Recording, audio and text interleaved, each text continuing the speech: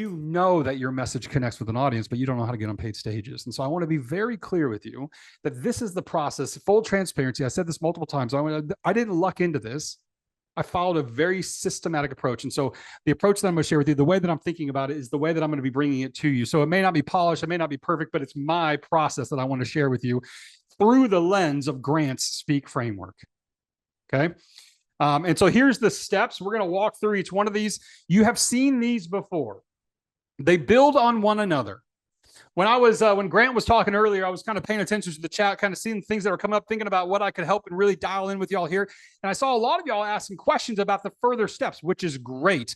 There's answers to those questions, but I need you to hear me loud and clear. None of the other 4 steps matter unless you don't do step 1 right and well. This is one of the things that I really had to dial in when I started here with the Speaker Lab. When I came in as a student, I assumed a lot of things. I assumed that I had a lot of things put together and that I was dialed in. And I remember talking to one of the coaches. I said, well, I've already written these 4 or 5 talks. I have 4 or 5 talks ready to go. And they said, haha, that's cute. They didn't say that. That's kind of what I heard. That's kind of what I think I wanted to hear because I don't need that many. We're going to talk about that in a little bit, but it all starts. And the reason I had so many is because I wasn't dialed in. I thought if I offered a lot of options, that would give me more opportunity, right? You've got to be specific. You've got to be niche. You've got to be focused, right? Everything starts with this idea of creating clarity, right? How do you expect anyone else to know what you do if you don't know what you do? Like I've had conversations with some of you and just thousands of other people that I said, tell me what you speak on. And I get like, it's almost like they're reading it like off a list, like Grant's list earlier. I just hear all the things. I'm like, good night. What do you not speak on? Right? You got to dial this in. And by the way, I want to be clear with you. Like it's this concept that it doesn't mean that you won't speak on other topics. That's not what I'm saying at all. I need you to hear me loud and clear on this. You're going to have opportunities to speak on other things, but we just got to dial it in to the one specific niche focused topic idea that you're passionate about. Grant talked about this earlier, this kind of this Venn diagram of ideas of things that you're passionate about, but things that are also viable, right? They've got to overlap. They've got to overlap. So the way that we work here at the Speaker Lab is that we identify what are you passionate about. Now let's find the viability and position you to get booked and paid in the market, right? And so I took a deep dive into this first step during the masterclass. Who can tell me in the chat when I ask people, I gave you some examples, but I'm curious what y'all think. When I ask people, who do you speak to? Does anyone remember the top 5 answers I hear a lot? And by the way, you can start with these 5 answers. It's fine. I just want to, yep, everyone's one of them. For sure. That's one of them. Women, that's another one, Aaliyah. Yep. People, that's another one. Professionals, leaders, employees, we start getting a little bit more specific. Men, that's another one. The only one that y'all are missing is humans, right? So I hear people, humans, men, women, everyone. You can start there. So if you're here in a minute, I'm going to have you begin to think through what your EPS is. We're going to talk about that expert positioning statement. And if you start with, I speak to people, I speak to everyone, you can start there, but we're not ending there. All right. We've got to get way more specific. Right. And this is really the difference between amateurs versus professionals.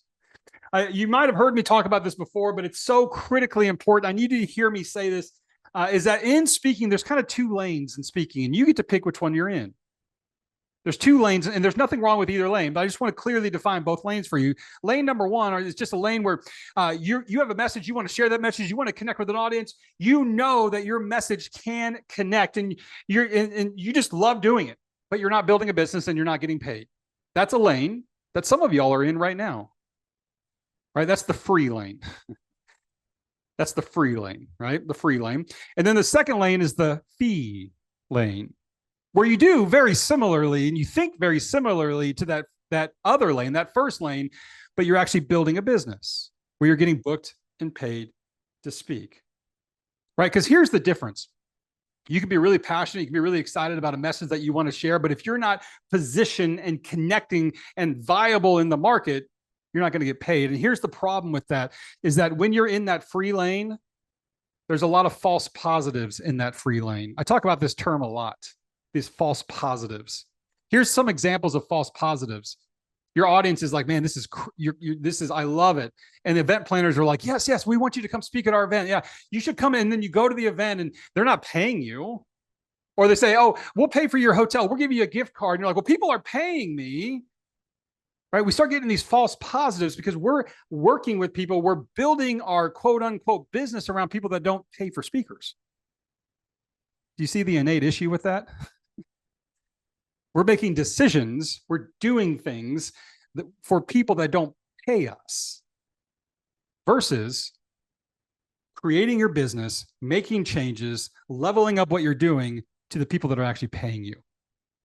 This is the difference between amateurs and professionals. Right? Amateurs say yes to everyone.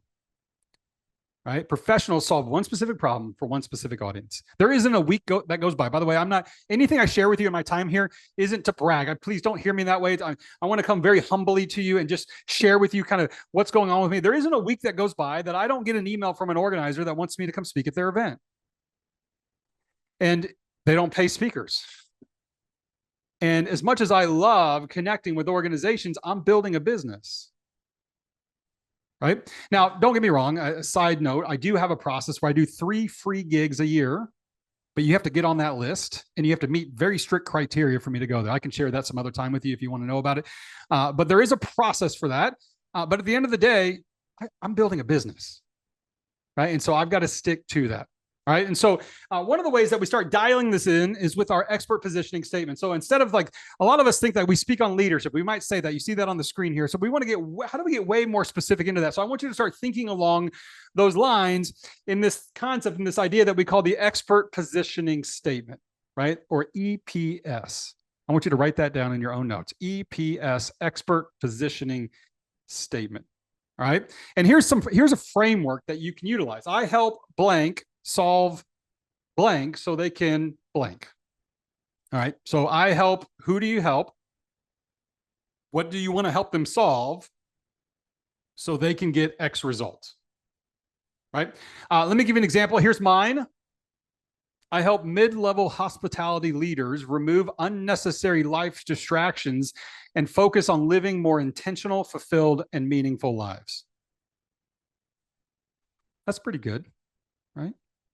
I'm just kidding. I don't, you don't have to tell me it's good. But that's what I do. And by the way, can I give you a little secret on this? Who do I speak to in there? Tell me in the chat. Who do I speak to? What did I say?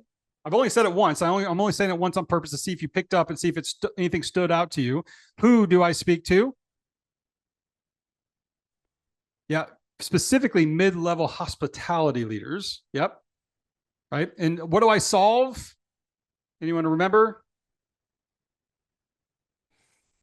Anyone remember? Unnecessary life distractions. And my solution, so they can live more intentional, fulfilled, and meaningful lives. I got a little secret for y'all. I've never worked in hospitality, ever. I've never had a job in hospitality. So you might be like, what, Dan, anyone assume? Put yes in the chat if you're like, when I said hospitality, you're like, Dan must have worked in hospitality before. Yeah, that would be normal. But tell me, why do you think, or how do you think I got to hospitality? Why do you think I speak to hospitality leaders? By the way, that's not the only group that I speak to, but it's the primary group that I speak to. I'll tell you, because as I was doing that positioning, as I was working, the market, Anthony, yeah, exactly, right? When I was doing the positioning, when I was working through this process here at the Speaker Lab with the coaches and the team here, that's where the viability was. And so at the end of the day, I want to connect with organizations that value what I'm speaking on, but are also viable and that can hire me. Okay. Now, if you would have told me when I started the program and then when I started building my speaking business that I would speak to hospitality groups, I'd tell you, you're crazy. I never worked in that space. But that's where my message resonates. And so that's where I'm headed. So I need you to start thinking about this expert positioning statement. By the way, what I just talked to you about in a couple of minutes, we spend weeks on in our program. So if you're sitting there like pulling your hair out, thinking to yourself like, I don't know how to dial this in, that would be normal. I don't expect you to have it dialed in right now, but this is the direction that you have to go. You have to get to this part. So then we can go to step 2. By the way, I want to be crystal clear with you. And I said this on the masterclass, but I want to be crystal clear. We do not move beyond step one until we are locked and dialed in. This is one of the biggest traps that a lot of people get into. Like, you want to start building some of the other things. You want to start building the talk, which is what step 2 is about. You want to start building the website and demo video, which is what step 3 is about. You want to start building the systems, and you want to find the leads, which is what step 4 is about. But let me tell you what, how are you going to build any of those things out if you're not dialed in with who's actually going to hire you? Right? We start putting steps before other steps. So I want to be crystal clear. We know this very well after working with 17,000 speakers here at the Speaker Lab, that we do not leave step 1 until we are specific, niche, focused, and dialed in. All right, type promise in the chat that you're not going to move beyond step 1 until you've got step 1 dialed in. All right, I'm just having some fun with you, but I really want to dial this in with you. All right. All right. Once we do, but here's the good news. Once we do have it locked in, then we're off to step 2, which is prepare your talk. Tell me in the chat, the answer might be on the screen. Tell me in the chat, how many signature talks do you need to be a wildly successful speaker? How many signature talks do you need to be wildly successful? I said it twice because I want it to stick with you, and y'all are getting it correct. It's 1. You don't need 2, not 3, not 10. You need 1 signature talk. Now, that 1 signature talk needs to be dialed in to the audience that hire speakers. My signature talk, I mentioned earlier, is I've designed it to be 90 minutes. By the way, I can do that in a 60-minute format. I can do that in a 3-hour format, but it's ideally 90 minutes. Do you know how many times, give me a guess in the chat, how many times I've given that 90-minute talk? Higher, Tony. Not 2,000, that's a lot. It's about 250. 250 times. Same talk. What percentage of that talk do you think I change based on the audience that I'm speaking to? Oh, that's a good question. Yeah, it's about 5%, Josh. Josh got it. Yeah, some of us think like, by the way, so let me be very clear with you. I'm not rewriting a talk every time I go speak. And by the way, because I've given the talk so many times, you know what my prep is these days for the talk? It's about a 30-minute review on the plane ride to my event. That's my prep these days. Right? That's how you scale and grow a speaking business. You have 1 signature talk. Right? Now, I really want to drive home this idea. The best speakers don't wing it. They follow a framework, right? Framework is greater than fluff. Framework is greater than fluff. Right? And so there's a framework. Like, I don't know if you've seen really great speakers deliver talks. There's a framework that goes in place to really deliver that talk well. Right? And so great speakers don't wing it. They have a framework. So here's some of the things that I want you to think about. Like, what do you want the audience to leave with? Like, think about that for yourself. Like, what do you want them to leave with? What stories or examples best proves that idea? By the way, if you haven't already, here's a best practice for you. If you haven't already started like a Google Doc or whatever, I don't know, whatever your system is, mine's Google Docs, that is just titled stories, you need to start collecting your stories. You just need to start collecting stories. I have a document that literally just says stories, and then I have like these little one-liners.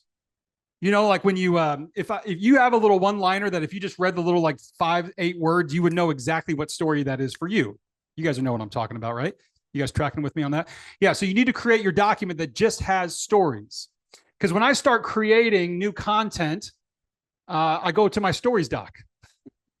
And I say, what resonates? And by the way, before I do that, I do this process. I say, what is the one idea or result? The first question that you're seeing here on the screen, what's the one idea or result that I want the audience to leave with? Okay, now once I have that dialed in, then I go to my story doc and I start identifying which ones connect with that.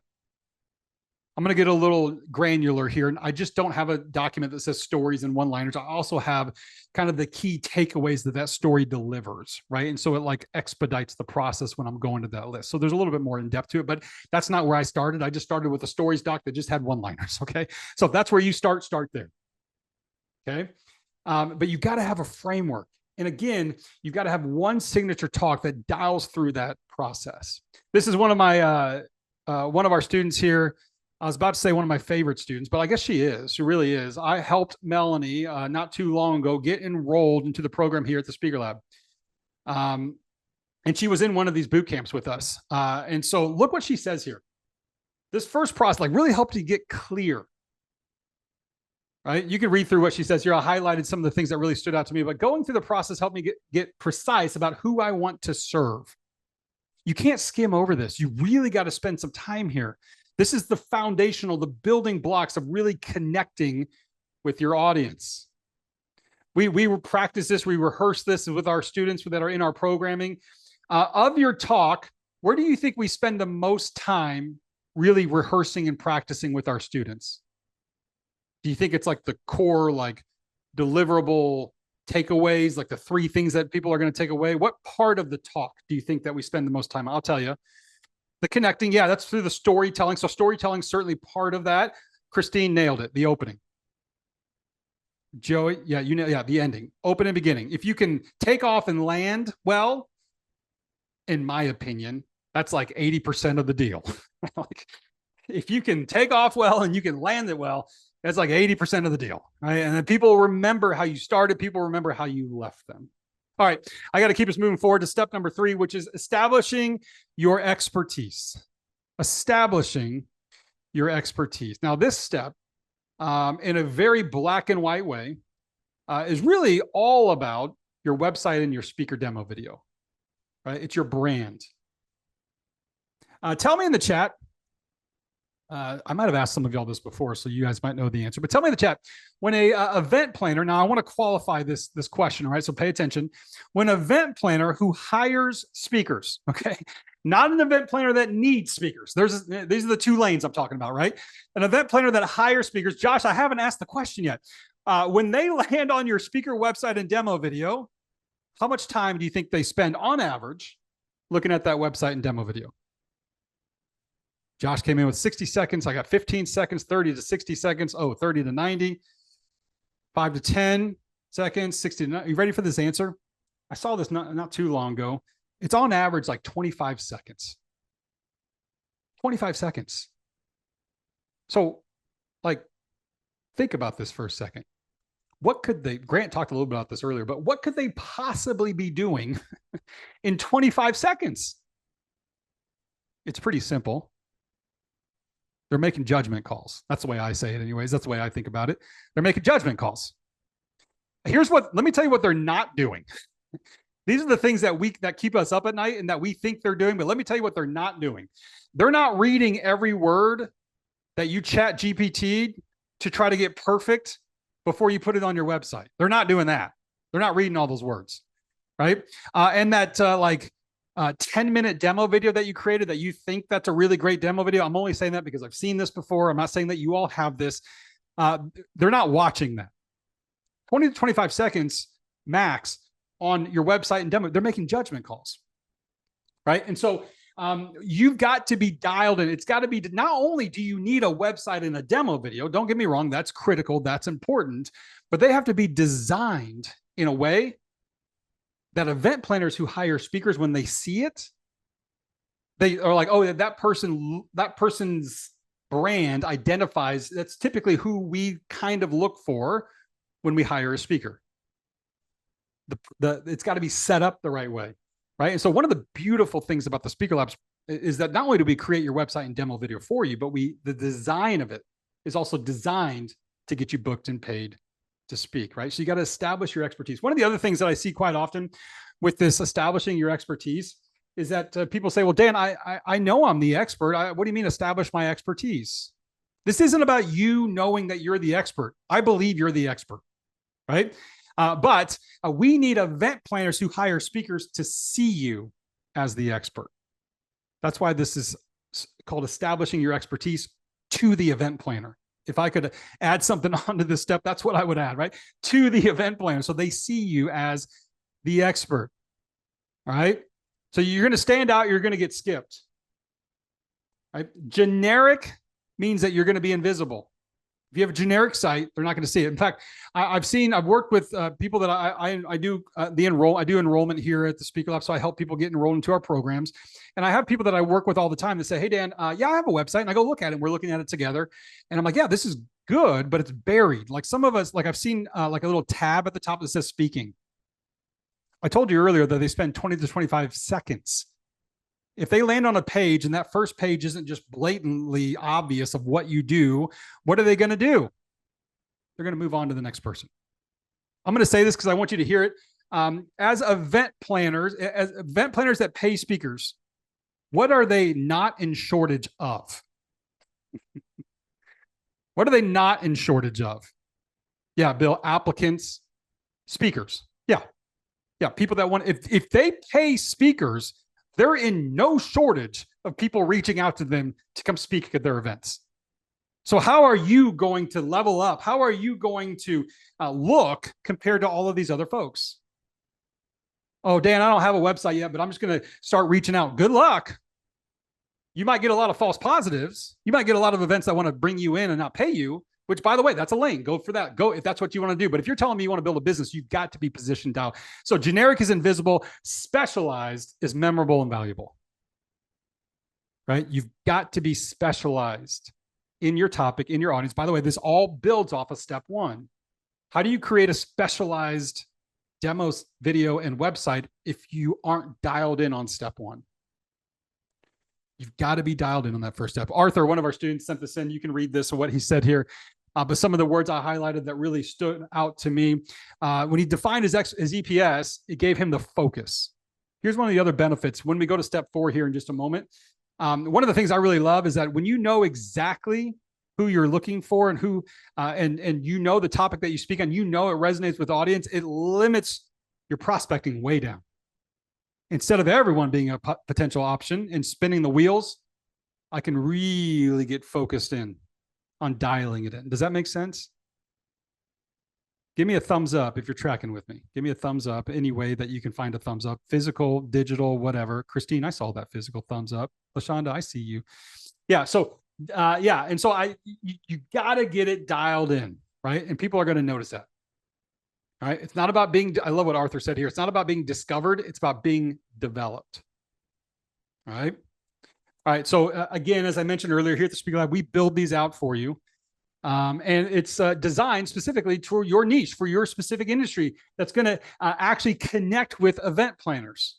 We literally have helped thousands of speakers. I mentioned earlier, for the longest time now, for the last several months, I've been saying, we're just about to hit 17,000. I think we actually passed 17,000 speakers that we've worked with. All right. So you got to establish your expertise. And it's through these, and this is a black and white step. Like one more thing I want to say about this website and demo video. I'm going to tell on myself a little bit, but I think it'll be helpful for you all. My current website and demo video is the same website and demo video that I've had for 5 years. With the exception of one photo. I have changed one photo, but tell me, why do you think I've not changed anything on there? It's pretty simple. Yeah, you guys got it. It works. It works. What you need is that you need version 1 done the right way so you can get booked and paid consistently. By the way, this is where I'm going to tell on myself a little bit. My current demo video right now that's the only demo video I've ever had, has no footage of me actually speaking on stage. What? And let me be clear with you. I have booked hundreds and hundreds of thousands of dollars in speaker fees. That's not me bragging. I just want you to hear me loud and clear. You need version 1 of these items that are designed the right way. Okay. They've got to be designed so they position you the right way. But again, I'll go back. Like how many I'll just tell you, I have hundreds of hours of me now on video of me speaking. Why do you think I haven't gone and updated my demo video? It works. It works. Right. And by the way, also, this is a little snippet that I'll share with you. Oftentimes when I think about going back and updating those things, I can now check myself, and maybe this will help some of you when I want to go back and do some of these things or rework some of these things. Or I know that some of us have a tendency to want to go back and redo our talk and, oh, I'm going to add this story. I'm going to redo that story. I'm going to update this story or change that intro. I know inside of me now, when I have those thoughts, when I have those feelings, like the light bulb goes off in me. I said, what am I avoiding? What am I actually avoiding that's making me want to go back and redo something that's already done? And then I reframe. It's usually because I want to find solace in something that's comfortable and not push myself and continue to build my business, which is prospecting, Tony. That's really what it comes down to. is really where I got to refocus. All right, I got to keep us going here. So step 4 is you got to acquire paid speaking gigs. This is my favorite step. Coincidentally, this is also my wife's favorite step.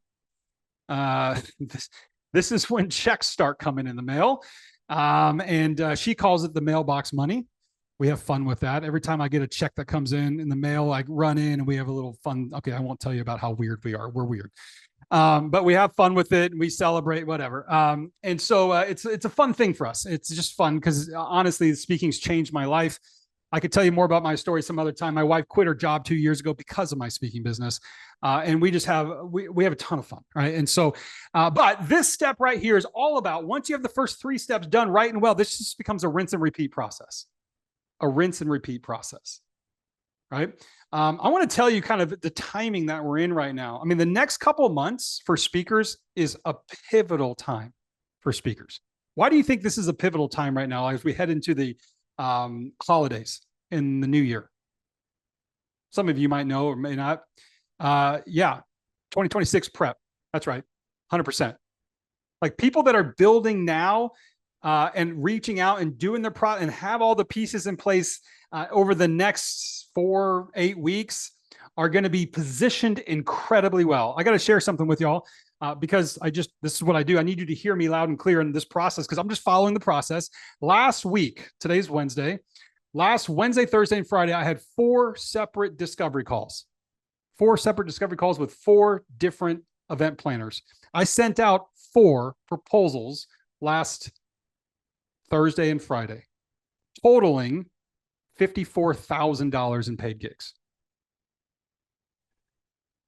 I don't need the praise. I don't need you to, I just need you to hear me loud and clear.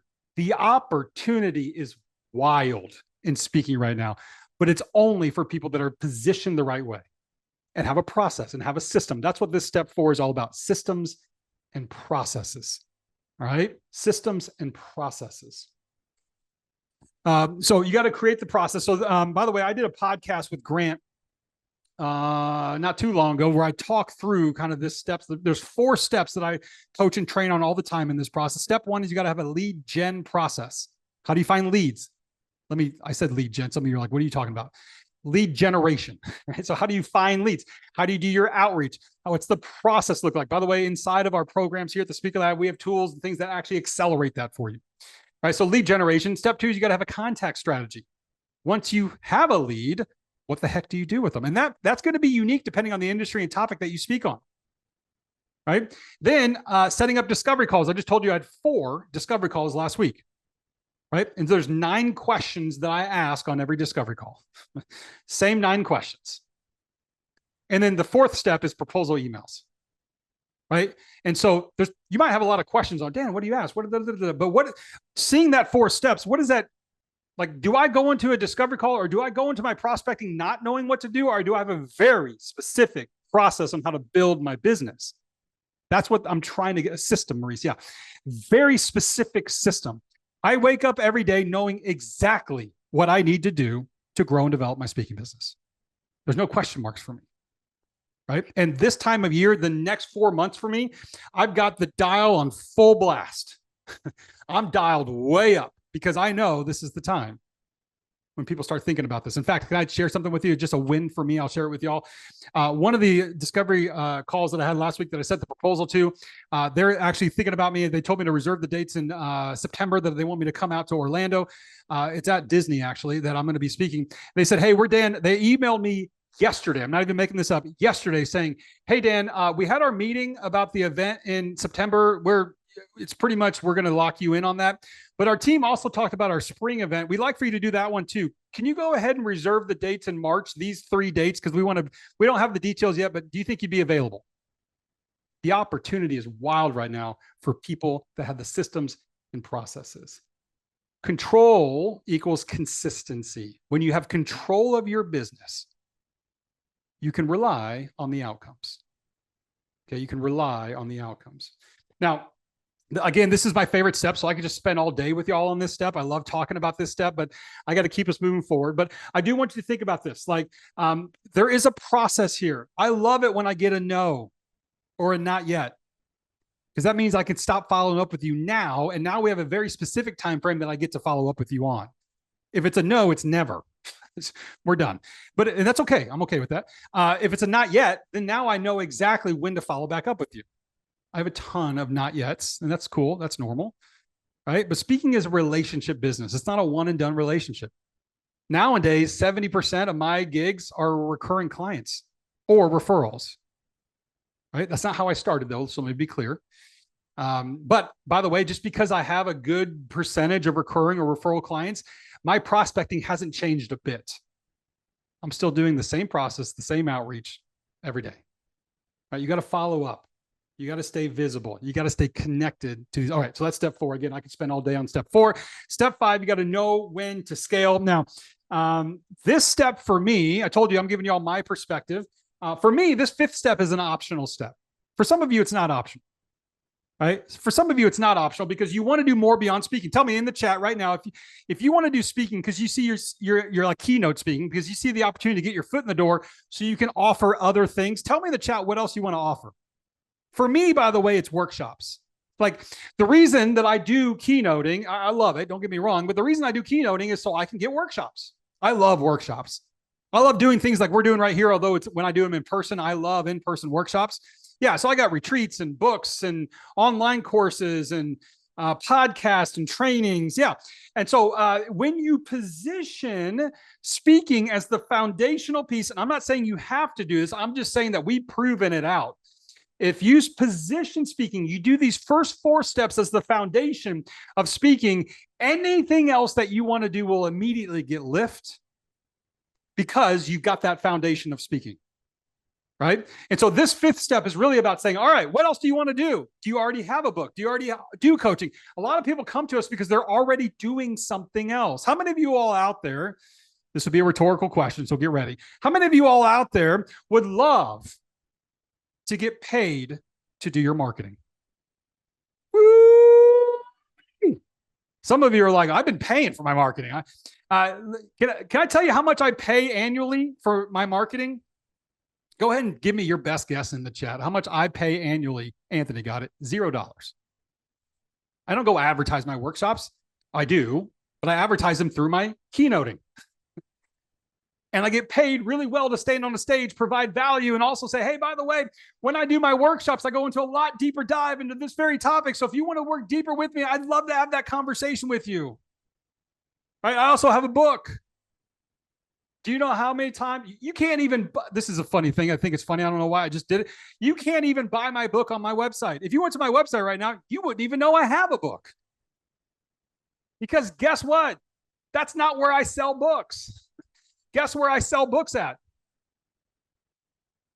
At the event. I've sold thousands. My book came out a little over a year ago. All right. And I could talk to you more about that, but scaling, I've scaled my business through workshops and my book, and that's it. Okay. And I can tell you why I dialed into those very specific ones, but that's it. All right. So this is actually, I think this past summer, I was doing a workshop. You'll see me there. This is a great picture because that dude right there bought my book. He's holding my book. I love it. Right. This is like me at a workshop, someone holding my book, but this is the work that I do. This expands your reach. Right. And it's how I expand myself as a speaker. All right. And so again, you got to know when to scale. And that's what this 5th step is all about. Scaling gives you a choice to do more than just the keynoting. All right, I got to keep us moving forward here. This 5th step, again, I see it as an optional step. Some of you all don't see it that way, but I want you to think about it that way. So here's the process, right, that we're working through. You got to select the problem so you get clarity. You got to prepare your talk. So by the way, take a screenshot of this or write this down. You got to prepare your talk so you can get a compelling product. You got to establish your expertise so you have that credibility. Remember, that's for the event planners, not for you. Acquiring gigs so you can have consistent income. Let me tell you what my wife loves. Consistent income. She loves the fact that at any point in time, I can tell her exactly what our income is going to look like for the next 6, 12, and 18 months. You know how I know that? Some of y'all don't know this, but I want to share it with y'all. Do you know that when you book a gig, 50% of that fee comes right away? So when does the other 50% come? When you do the gig. Yep, Tony, I see you're right along with me. I love it, Tony. Yeah, when you do the gig, right? And so I can look out 6, 12, 18 months from now and see when those other 50% are coming in. Are you tracking with me? By the way, pro tip for y'all. I stopped taking checks at gigs. I now invoice 30 days before the event because I showed up. I did a keynote one time and someone handed me a $12,000 check. And I said, okay, this is the last time I'm going to do this. I don't, because then I was like, I was looking at it, the whole plane ride and the Uber ride. And I was like, okay, is it in the bag? Oh, it's still there. Okay. Like, you know what I mean? And so I just got rid. So having consistent income. And the last step is knowing to scale for long-term growth.